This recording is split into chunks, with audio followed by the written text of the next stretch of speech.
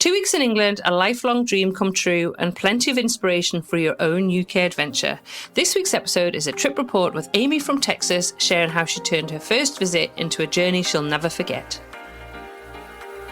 Welcome to the UK Travel Planning Podcast. Your host is the founder of the UK Travel Planning website, Tracy Collins. Each week, Tracy shares destination guides, travel tips and itinerary ideas, as well as interviews with a variety of guests who share their knowledge and experience of UK travel to help you plan your perfect UK vacation. Join us as we explore the UK from cosmopolitan cities to quaint villages, from historic castles to beautiful islands, and from the picturesque countryside to seaside towns.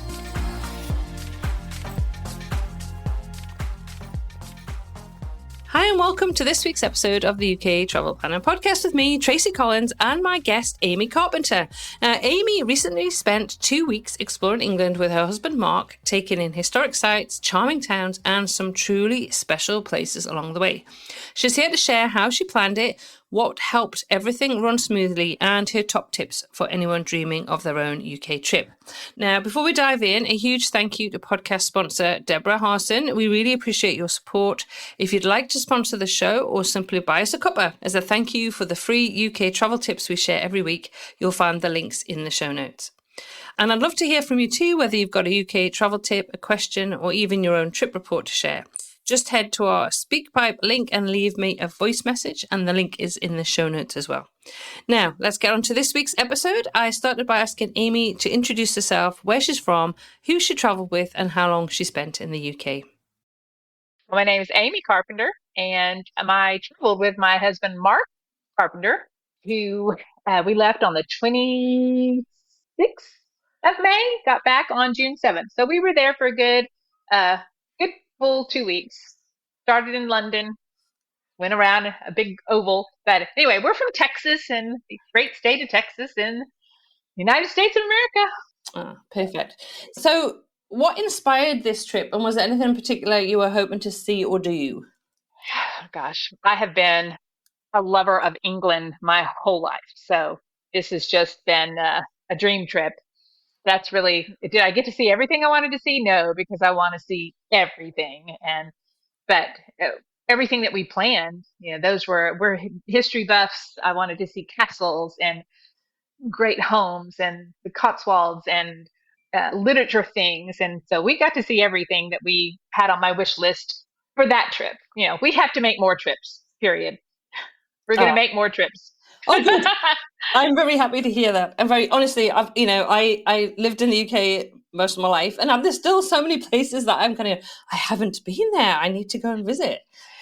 Well, I'm not even nearly as excited about seeing things in the United States as I was about seeing things in England. So there you go. We used to do a lot of travel around the UK when we lived there. We used to go every weekend and travel around. But it's really funny. Since we moved to Australia and we kind of base ourselves between Australia and the UK, we spend far more time kind of talking about what we're going to do in the UK than we do about anything else. It's a bit ironic. Sometimes you don't appreciate what's in a doorstep until you're a little bit further away from it. And we're a long way away from it now. So yeah. And, in the United States is so big, it's hard to pinpoint where you want to go there. I mean, I've traveled a lot around the United States, but that was, if I had a choice of spending 2 weeks traveling in the United States or the UK, I would have said, you can be in a heartbeat. So it's a bit like Australia. It's huge. There's a lot to see and do, and it takes you 2 weeks just to drive across the state. Yeah. So can you give us a quick overview of your itinerary, where you went, and how you divided up your time? Sure. Well, we flew into London, obviously, and we spent the first 4 days there. So we did, that first day, we didn't really do much, just kind of got to the hotel, relaxed, walked around a little bit. We were staying in Westminster area, not very far from Parliament and Westminster Abbey. It was probably about a 6-7 minute walk. So that was nice. And I didn't even realize the hotel was that close to until we started walking. I thought, that looks familiar. Sure enough. So and then the next day we did our first big tour, going to the Tower of London, and we went all the way out. We stopped also close to there at St Dunstan's in the east, the bombed out chapel thing. That was really pretty. And then did a long trip across to the Dickens Museum. I can't tell you what part of London that was in. I don't remember, but it took two brides and a long walk. So But I love Charles Dickens. So that was fun to go see where he lived at one time. Then let's see, the next day was Kensington Palace, no, Westminster Abbey and the King's Gallery and the Royal Mews. And that was a long day, but I kind of pushed two things too close together. I should have given us a little more time in the morning at Westminster Abbey than I did. And so we were kind of rushing to get to our next tour, but we made it. And then Kensington Palace on the next day with a trip to the Victoria and Albert Museum. Could have spent all day there, but our time there was kind of short. And then we had a lovely tea at Fortnum and Mason's that afternoon. Beautiful store. Gosh, it's a gorgeous store.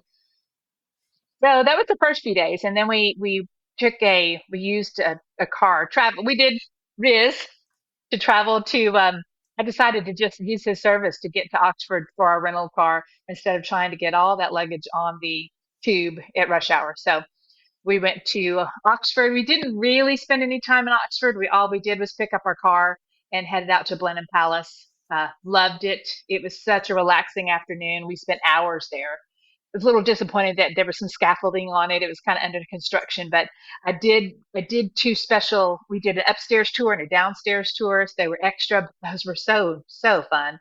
And then we headed on into Bourton-on-the-Water where we stayed for 3 nights and kind of just hit the Cotswolds for a few days. Went to Sudeley Castle and took your advice by waiting at night and when all the crowds were gone. And then we drove out to Bybury and walked around there. And we went to Winchcombe, right near Sudeley Castle and Broadway. And we walked to Lower Slaughter one morning and just took it some nice relaxing days there before we headed on to Laycock Village and Bath. We didn't actually stay in Bath. We stayed at Bradford-on-Avon and took the train into Bath for a nice big tour there.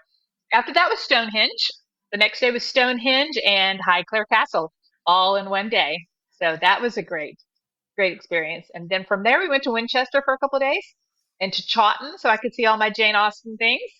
From there, we went to Hever Castle and spent the night there, and Chartwell, Winston Churchill's home, and Leeds Castle and the next day, and then headed back to London, took our car back to Gatwick Airport, used Riz again to pick us up there and drive us into our next hotel in London.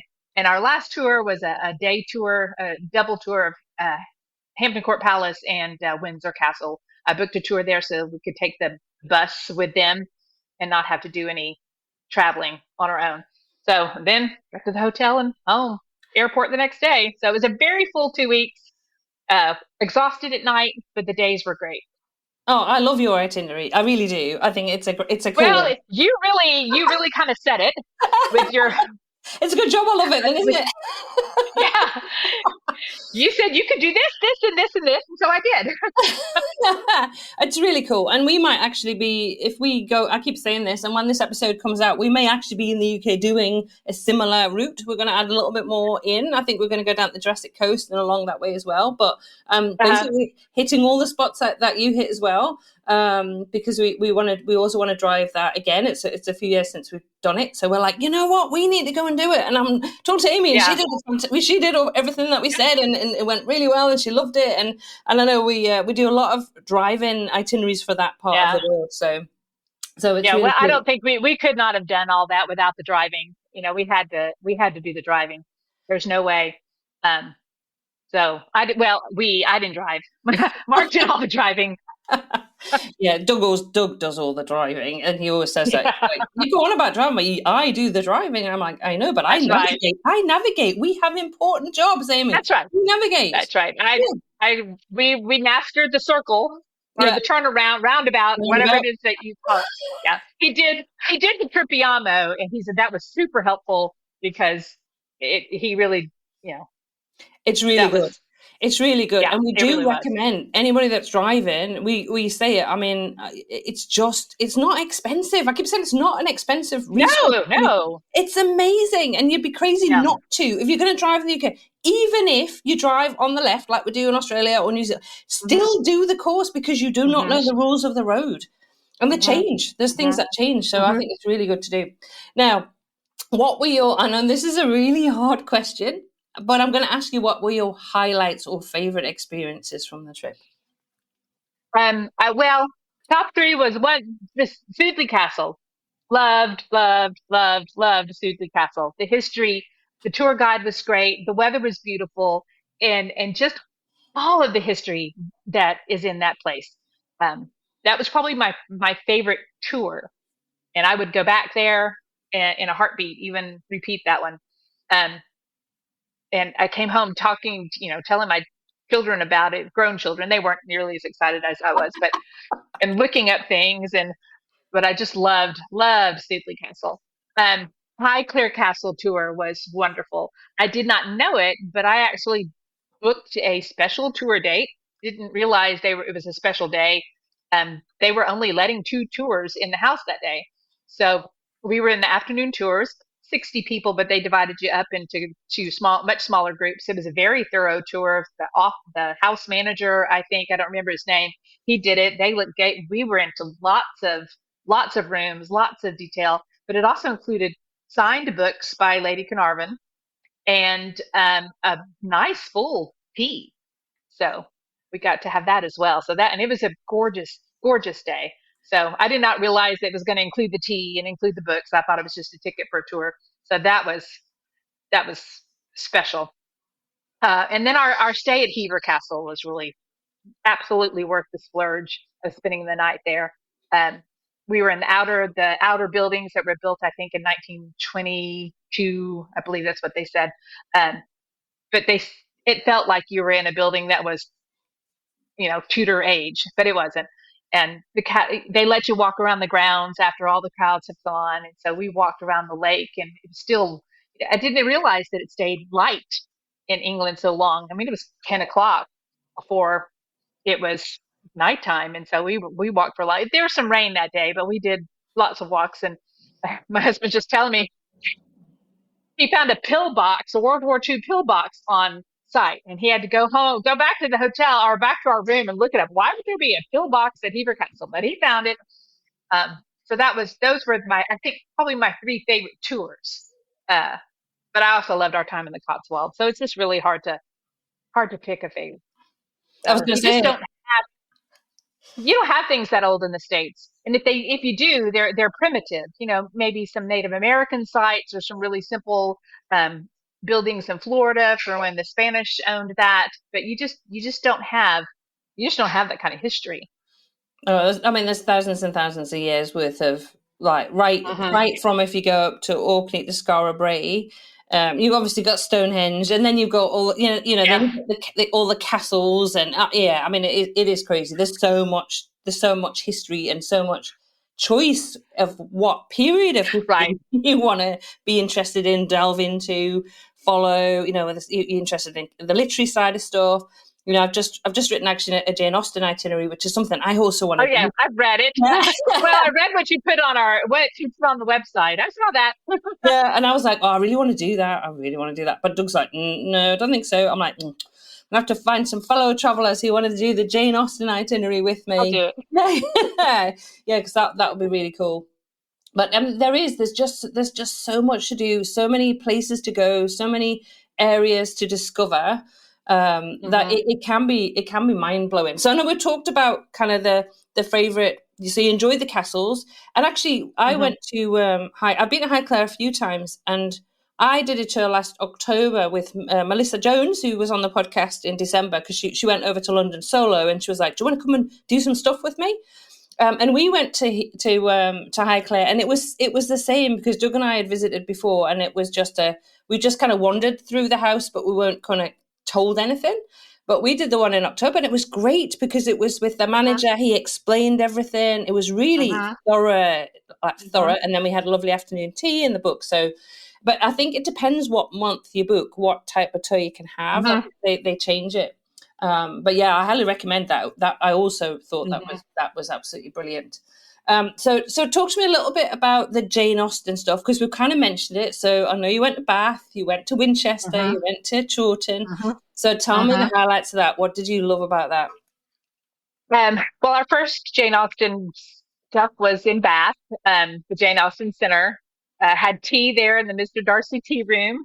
So that was that was fun. And just kind of, I'm such a Jane Austen fan, not even just the books, but the movies as well. So, and just walking around, we did a walks tour in Bath. So we got to see some sites that were in some of the movies, and some of the places that our tour guide even brought out some of the places that were described in the books, but not necessarily in the movies, but it was a setting that Jane Austen described in some of her stories, like in Persuasion. So that was our first Jane Austen, but the best, even some of the movie sites in Laycock Village, some of those movies were filmed there. So that was great. But in Winchester, spent a whole day at Chawton. Loved the Jane Austen house, but we also went to Chawton House, her brother's house. And that was a really neat little tour. There weren't a lot of people there. It's probably not as I don't know, maybe it's overlooked or people just don't go, but it was a very neat tour of her brother's house just right down the street, and where she spent a lot of time. They had costumes from some of the movies there. They had some original manuscripts and some other things to see. So that part was great. And then we went to her Winchester Cathedral and saw where she was buried. And I didn't realize that she was buried so early in the morning and kind of secretive, or not secret, just kind of, no big fanfare. So that was all the Jane Austen things that we did, and I loved every minute of it. Bought lots of stuff. So spent too much money in the gift shop at the Jane Austen house, but that's okay. Don't talk about gift shops. Oh my goodness, aren't the museum and the gift shops in some of these places like the best? Just oh my goodness! Every time it's same. Highclere always buy something. The V&A. Oh my goodness, the museum shops. Like Doug knows now. He's like, how long would you require in the gift shop? Because he knows. Yeah, Mark didn't, and Mark did never stopped me. So I didn't intend to. This wasn't planned, but I started buying tea towels at every gift shop. One that had an image or something to do with wherever we saw. So I came home with 21 tea towels. Know what I'm going to do with them, but I have tea towels, and they're not going to be used as tea towels. Don't want to mess them up. No, it's true. I've got quite a lot as well in my drawer, and then I actually started putting some up on the wall because I've got a lovely Cotswolds, and I put it on the wall, and it kept falling down. I was like, so I'm gonna have to frame it if I'm going to put it up. But I've bought a few frames. I haven't put them in there yet, and I figured out how I could put them on a rod to kind of hang them and change them out, because there's 20. I don't need 21 tea towels on my wall. I'm also going to make, I think, some pillows. Well, I was just about to say that. So I used to make quilts, and I'd love to go back to quilting actually, because it was something I really enjoyed. But you could make a fantastic quilt out of them. I didn't think about that, but I've never quilted, so maybe out of my skill set. No, honestly, it's easy, especially if you've got the same shape pillowcase. Yeah. I can do it. Now, was there anything other than tea towels that you bought that you kind of, I've got a bit of a thing at the minute with, I always buy fridge magnets just because they're easy to carry. I did buy one fridge magnet. It's Jane Austen, but bought a tote bag, bought a lot of soap for friends back at home, because I was worried about buying too much that I didn't want things to break in the luggage, but I did buy several bars of soap for some friends that I work with, and my daughter, my son's girlfriend. We went to, in Laycock, there was a little craft show going on in one of the buildings with just local people with the things that they had made. So I bought a couple of pairs of earrings from a little lady that made earrings from the flowers in her garden. So, and that was kind of special. So that's, and books, not too many books because those can get heavy. Did buy all the souvenir guides. Oh, and lots of postcards. I love postcards. Oh yes, yeah. There was a good thing. Lots of those. Yeah, and tea and cookies. Yes, not cookies. Biscuits. Fortnum and Mason. Fortnum and Masons. No. That and Coronation biscuits from Kensington Palace, and Highclere Castle sold shortbread, so bought all that too. Nice. Big fan of shortbread now. Wasn't before, but I just don't think I'd had any really good shortbread. No, love shortbread. Yeah, it's good. Yeah, we ate it. There's none of it left. We've eaten it all. Right, we're gonna pivot slightly away from around food, even though I could talk. We're gonna go back to food in a bit, but I know you mentioned about how you got around. So obviously you hired a car, you picked up the car in Oxford, you dropped it off at Gatwick. Mm-hmm. So I know Mark did the Trip Yarmouth course and found it useful. How did you generally overall find the driving experience? Or how did Mark? I should be asking him, shouldn't I? How did Mark find the driving experience?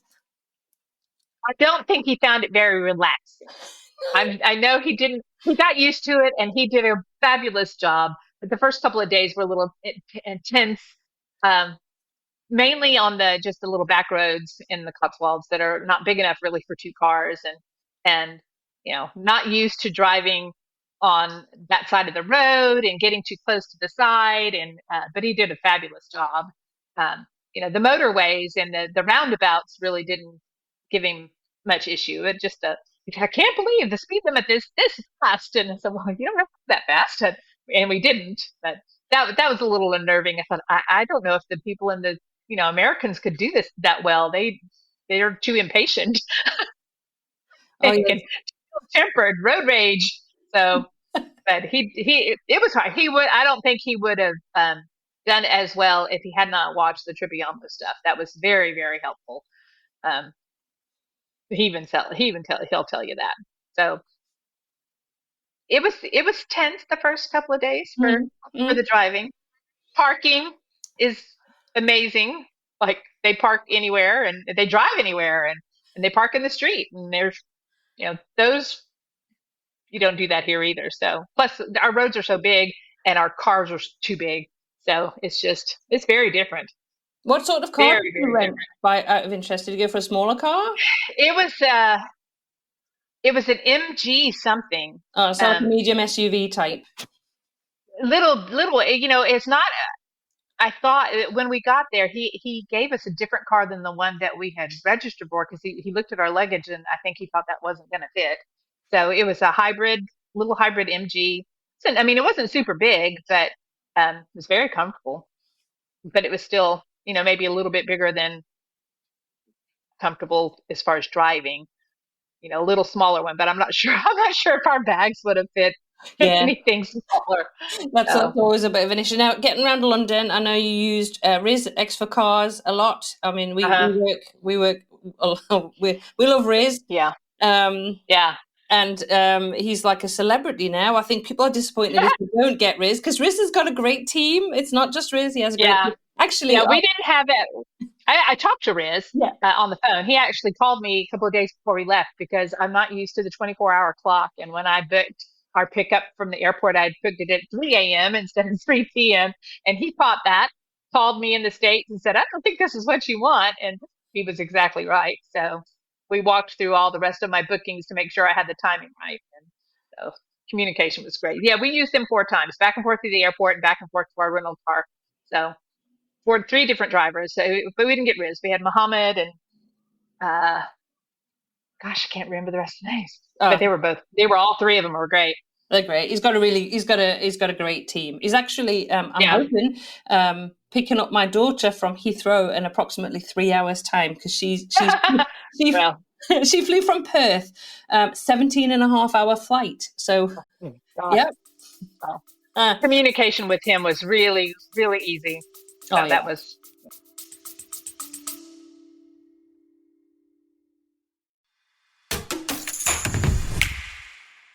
Planning a trip to London, if you're looking for tours that are well organised, full of interesting stories and a pleasure to take part in, I can't recommend Walks and Devour tours enough. I've done several myself, from famous landmarks to amazing food tours, and every single one has been a real highlight. Their guides are great storytellers who make the city feel alive.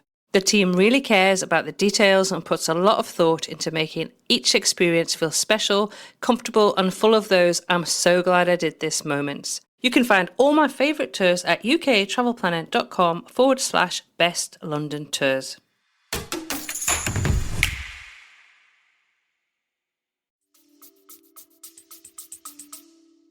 He's amazing. He's got a brilliant team. And then getting around London itself, tube, bus. Tube. We never did the bus in London, except that one bus tour, but not the public bus. Walking in the tube. And once we figured out how to read the City Mapper app, that was all we needed. And it got our first trip to the tube, we went down the wrong side of the station to the eastbound instead of westbound. I don't remember which, if it was Circle or District Line or something, but somebody was very kind there. And I said, oh, you need to go on that way. And after that, we knew what we were doing. So that was a great resource. And it really didn't have any issues with the tube, except for when we went to the Victoria and Albert, we went back to the station that we came from, and they had closed the entrance. So we had to find another way, but we noticed some other couple looking on their phone and trying to get around. I said, I bet they're doing the same thing. So I asked her, and they were actually from London, and she said, follow us, we'll find it. So we ended up just tagging along, and we never used the bus. We just used the tube and walked.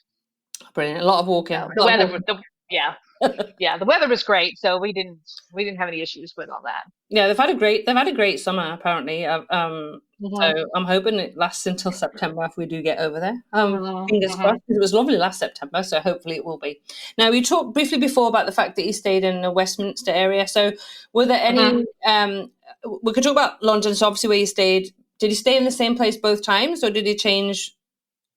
No, we changed. We were at the Westminster London Curio Collection, right next to, I guess it's Thames House, which is what, MI5 or MI6, one of those, right next door to that. So that was kind of interesting. Nice hotel. It's top secret. You're not allowed to say. It was, we had a river view from our window, and that was a nice place.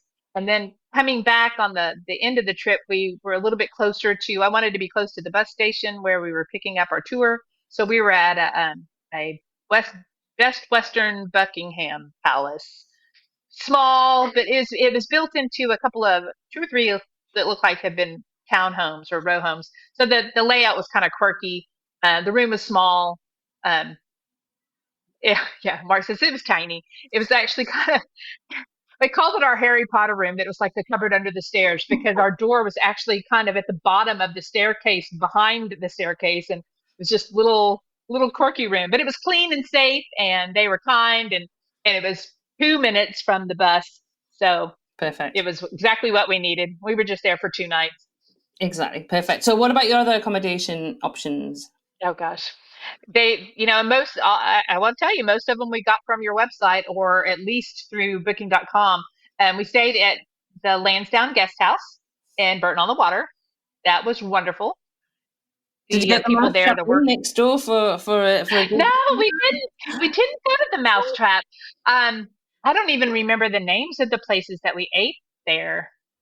A couple of pubs and an Italian place, and had ice cream one night for dinner. And their breakfast was wonderful. They have a lovely breakfast, and the staff is super, super kind. And then in Bradford-on-Avon, we stayed at Timbrell's Yard, which it was an old mill, a textile mill, I think. But it was just a 2 or 3 minute walk from the train station. So that was why I chose that place. But it's a little boutique inn with food was excellent. And one night they were having a lot of acoustic music. So that was fun, that we opened our windows and we could just hear it from downstairs. That was really nice. And then we stayed at Esme's in Winchester, which she's just a Airbnb with 1 room, but it's a beautiful room, really good location, just a couple of blocks from the downtown area in Winchester. She was super accommodating. She said, texted me, let me know when you're going to get here. I'm going to help you with parking, because parking in Winchester was not easy. She was actually out in the street in front of her home, so a Georgian building. And then she saw an empty spot, and she went and stood in it and saved it so we could park there. So she was a wonderful hostess. So we were there for 2 nights, and then one night at Hever Castle. Those were all the places that we stayed. I'm gonna add. They were all great. I'm gonna add Hever to it, because I haven't stayed at Hever Castle. It's kind of on my wish list. You told me that we could stay there, so I booked it, and it was really, really. They have a lovely breakfast too that comes with it. Yeah, Beautiful. I've been, and you can stay, and I've been like, so if you're listening, Hever Castle, invite Doug and I to stay. We'd love Hmm. to. We really Hmm. would love to. Well, let's talk about food. So, talk Hmm. about your favorite thing. Obviously, you mentioned shortbread, which is great. I'm glad you enjoyed Oh your yeah, shortbread. shortbread's probably my favorite thing. Yeah, we did the fish and chips. I think the best meal that I had was a steak and ale pie that we had at the Henry VIII Inn right outside of Hever Castle that we walked to. That steak and ale pie was marvelous. I also really enjoyed. I had a couple of coronation chicken sandwiches that was really yummy. And Do you know the story of Coronation Chicken? The sandwiches? no, So they were invite. Now this is as far as I know. So if anybody's listening and going, Tracy, you're not right, then do correct me. Leave me a message on SpeakPipe and say you're wrong. But as far as I'm aware, for 1977, it was the Queen's Silver Jubilee. So at the time, I was 10. I'm giving away my age then. And there were street parties throughout the whole of the UK. There were street parties. The whole roads were shut down. We got dressed up. It was wonderful. It was a really party atmosphere, and the weather was really good. And one of the competitions was that to come up with a sandwich, and Coronation Chicken was born. So there you go. So that's it, and it's really tasty. I also love Coronation Chicken. yeah, I've looked the recipe up. I haven't tried it yet, but I'm going to see if I'll can make some coronation chicken myself. So several times we just ate at, for convenience, we ate on location. We ate at Sudeley Castle and we ate at Kensington Palace and we ate at the little booth right outside of Winchester. I mean, not Winchester, Westminster Abbey, and big meal at Fortnum and Mason's for tea. That was dinner. That was total. We couldn't even finish it all, so we ate there and the lunch at Highclere. And then a few pubs in Bourton-on-the-Water, and I wish I could remember their names, but I don't. I don't remember what their names are. There's so many places to eat there. In Fortnum Mason, I always go to there's like the parlor as you come up. I think it's on the second or third floor. I should know because I go there every time, and they have Scotch eggs with this piccalilli. Mhm. And Mhm. I'll go every time. So Scotch eggs were invented at Fortnum Mason. The guy was telling me there last time I ate there, but they are absolutely delicious. These Scotch eggs and piccalilli, they're really good. I actually haven't. I must do an afternoon tea at Fortnum Mason. We try to do an afternoon, at least 2 or 3 afternoon teas every time we go back. Obviously, for market research, it's essential that we try as many afternoon teas as possible. Well, I booked 2 teas and ended up with 3 because I didn't know about the one at Highclere. So that was, Yeah, that was fun. that's a So, happy accident. Happy accident. mhm. What about snacks and things like lunchtime? Did you try any of the meal deals? I guess we didn't try any meal deals. I'm not sure exactly what you mean by meal deal. Okay, so meal deals are if you go into somewhere like Marks and Spencer's, only food, simply food. Oh, Yeah. They sell sandwiches, crisps, and a drink for us like a set price. So they're my favorite way to kind of save a bit of money for lunchtime. we we did go pick up some snacks at is it Tesco? The Yes, Tesco Express? yes, Yeah, okay. similar. Went into a couple of those and grabbed snack food to take back to our room. And Burton-on-the-Water had it's a grocery store, but a co-op Yes, store. yeah. Yeah, so we went into a co-op store and bought a few things there too. Yeah, because you've got basically like they have big stores like mega stores, and then they have the small kind of Uh, high street ones. So like Marks and Spencer, Simply Food, and then there's like the Sainsbury's, Tesco mhm, Express, Co-op. They're all really good to go in to just get if mhm, you just want a sandwich and a drink and a piece of fruit or some mhm, chocolate or whatever. They do really good deals, mhm. and I am ridiculously excited about the fact that I can go and buy buy sandwiches from Marks and Spencer soon. Honestly, it's like I We did go to Marks and Spencer, but I bought a sweater and not or a jumper cardigan because I left mine at home and it was cold. Oh, I do that too. I also do. I also go and buy clothes. But they just had this summer. Marks and Spencers have done a strawberries and cream sandwich. I think it's obviously inspired Ew. by the Japanese fruit sandwiches, which we loved when we were in Japan. And I've heard it's delicious. So I'm hoping. I don't know if it was a limited edition. So maybe now with Wimbledon well over with that they might not be doing it, but. I saw that and I was like, I'm going to try one of those. I think they sold out pretty quickly, but Yeah, I mean, oh yes, I know what I was going to ask you. Please, I'm praying that you did go in here. Did you go into the cafe at the V&A? No, we didn't. I'll have to go Oh, to next that girl. time. No, we didn't. Sorry. Next time. It's beautiful. Yeah, absolutely. Our time at the V&A was not nearly as long as I would have liked to have been. It was rainy. We had that long, yeah, where were we that morning? Kensington Palace, I guess. And anyway, it was just, my feet were hurting, and I got my clothes all wet because that was the rainiest day. Oh, So we went back to the hotel to rest for just a little while, and then headed back out to Fortnum and Mason's. So yeah, it was just we only got to see a couple of floors in Victoria, and then not even all of that. So it's all right. You can add it into your itinerary next time. yeah, absolutely. For sure. Now, well, were there any challenges along the way or things you'd do differently next time? No, I really don't think I would have done anything differently. I mean, I read the travel planning website, I don't know how many times. I looked up every small detail I could find and read about that kind of information. Was just very, very helpful because booked everything that I could book ahead of time. That made it easy. Everything went really smoothly because I knew what to expect. We just we didn't have any problems on the trip, which is, can't always say that, and that might not happen next time, but we really didn't have any trouble. Everything went just as I planned it.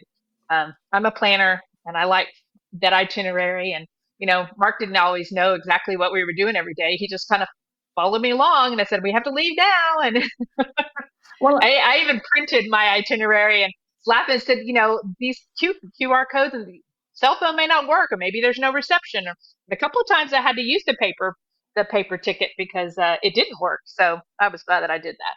No, I think that's a smart thing to do. And I mean, I love the fact that you used our website, UK Oh, London site. absolutely. You listen to the podcast. You're a podcast fan, which is always great. And you did a consult with us as well. So we got to meet you guys and chat through and help you with your itinerary. And I bought some of the downloaded guides too and toolkits. Yeah, perfect. I did that as well. So perfect. And it was overwhelming to start planning, and I don't think I didn't know where to start. So the consultation was perfect, and we did not vary from what you and Doug planned very much, other than I couldn't get tickets to the Globe at a good time. I couldn't get it fit in. We had to choose between Westminster Abbey and like the changing of the guard at Buckingham Palace. We just couldn't fit it all in. So, but the route that you mapped out was ideal. It worked perfectly. So perfect. Just what I love to hear. So, Amy, the usual question at the end of every podcast: what would be the one tip for someone planning a similar trip to the UK for the first time? So, the best tip I could give anyone is to read everything. There's not really a question that you couldn't answer on that website. Everything I needed to know. The only thing that threw me that I didn't really expect was so many things that were on the 24-hour clock. Like a 1700, I was constantly subtracting 12 because to keep track of what time it actually was or where we needed to be somewhere. But, the little things on how to use the tube and all the apps that you suggested that we downloaded. I made a little folder on my phone and put all the England apps on there. And so we could do the TFL Go and the City Mapper and the Booking.com and City Guide. Go get your guide. That was the best piece of advice that I could use, is to use your consultation service, because it kept it from being overwhelming. I didn't know where to start. I think I could plan a trip around that area again by myself, but going in the northern part, I'm not sure, even because just the timing, getting the timing right, and how long is it going to take to get there, and can you really do this by walking, or is that stupid, and all of those. That and other thing is to use. I would use and put out the extra money to use XFA transfers in a heartbeat. That saves so much stress from how are we going to get all our luggage on the tube at certain times of the day, or is it going to rain, or how far is the tube station from where we're staying. It was totally worth every cent. I don't think it was overcharged at all. It was totally worth the money to do those transfers, and I would do that again easily. Brilliant. Well, I always say that, I think when you arrive, when you get on the plane, it's the start of your vacation. And when you arrive at your destination, for me, I just want to arrive, and I say this all the time, so I'm sure people listen to the podcast go, I know what Tracy's going to say, but I just want to arrive and be met. I want to be whisked to my hotel. Yeah. I don't want to have any stress. I don't want to have to think about it. I've been on a long flight. I'm tired. You're just less aware of everything. And I just think, even you're excited because you're in a new place, but at that point, you arrive at an airport. It's not that great much fun, is it? Arriving at an airport, you have to, but you've got to, the sooner you get out the airport and get to your destination, the better. So, yeah, I totally agree. But it's been amazing talking to you, Amy, and catching up all about your trip. So thanks so much for coming on and sharing your trip. Well, thank you for asking me. No, it's been a pleasure to chat to you. Thanks once again to Amy for joining me and sharing her UK trip report this week. You can find all the links mentioned in this episode in the show notes. And if you enjoyed the podcast, please leave us a review on your favourite podcast app. It really helps others to find the show. Until next week, though, from me as always, happy UK travel planning. Thank you for tuning in to this week's episode of the UK Travel Planning Podcast. As always, show notes can be found at uktravelplanning.com. If you've enjoyed the show, why not leave us feedback via text or a review on your favourite podcast app? We love to hear from you, and you never know, you may receive a shout out in a future episode. But as always, that just leaves me to say, until next week, happy UK travel planning.